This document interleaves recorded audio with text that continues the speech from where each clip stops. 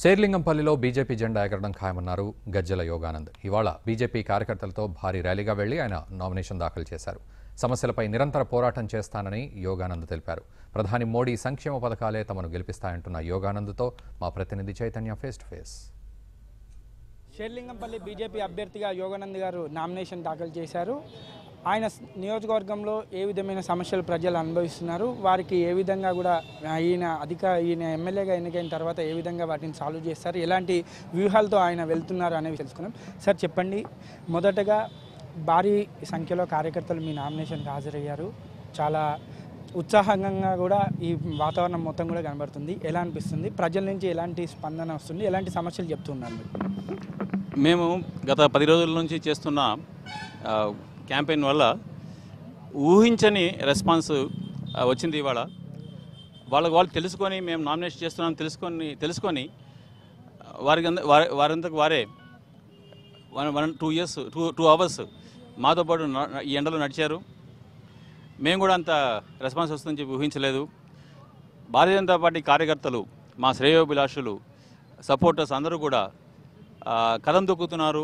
ఈసారి ఇక్కడ యోగానంద్ గెలవాలి, బీజేపీ అభ్యర్థి గెలవాలి, భారతీయ జనతా పార్టీ జెండా ఇక్కడ ఎగురవేయాలి అని కృతనిశ్చయంతో ఒక కసితో పనిచేస్తున్నారు.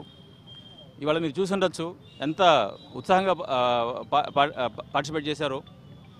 అదే దానికి కారణం ఏమంటే, ఒకటి, గత 5 సంవత్సరాల నుంచి ప్రజలు విపరీతమైన ఇబ్బందులు ఎదుర్కొంటున్నారు. మోడీ గారి నాయకత్వంలో భారతీయ జనతా పార్టీ ప్రభుత్వము ప్రతి రాష్ట్రంలో ప్రజల యొక్క శ్రేయస్సు కొరకు, ప్రజల పేదవారి అభివృద్ధి కోసము ఎన్నో పథకాలు రచించింది, ఇంప్లిమెంట్ చేసింది. కానీ ఇక్కడ ఆ ప్రభుత్వం, ఇక్కడున్న ప్రభుత్వము అవన్నీ కింది వరకు లేకుండా చూశారు. ఒక వ్యక్తి, ఒక పేదవాడు ఆర్థికంగా పెరగాలంటే వాళ్ళకు మంచి ఉద్యోగం క్రియేట్ చేయాలి. ఆ ఉద్యోగం ఇవ్వడానికి స్కిల్ డెవలప్మెంట్ మీద గవర్నమెంట్ చాలా స్పెండ్ చేసింది. కానీ ఈ గవర్నమెంట్ దాన్ని ఎంకరేజ్ చేయలేదు. తర్వాత అటువంటి చిరు వ్యాపారులకు వాళ్ళ వ్యాపారాన్ని వృద్ధి చేసుకోవడానికి ఒక ముద్రా లోన్స్ అనేటువంటిది ఇచ్చారు. అటువంటి కూడా ఎక్కువ ప్రాచుర్యం పొందలేదు. తర్వాత రోడ్ల మీద చిరు వ్యాపారాలకి సెంట్రల్ గవర్నమెంట్ ఒక స్కీమ్ ప్రకారము వాళ్ళకి లైసెన్స్ ఇవ్వాలి. ఇక్కడ ఈ శేర్లింగంపల్లి కాన్స్టిట్యున్సీ ఒక మోడల్ కాన్స్టిట్యున్సీ టేకప్ చేసి దీంట్లో ప్రజాప్రతినిధులు అంటే ఏ విధంగా పనిచేయాలి, డెవలప్మెంట్ అంటే ఏ విధంగా ఉండాలని నేను ప్రూవ్ చేసి చూపిస్తున్నాను అని మేము అందరం కంకణం కట్టుకున్నాము.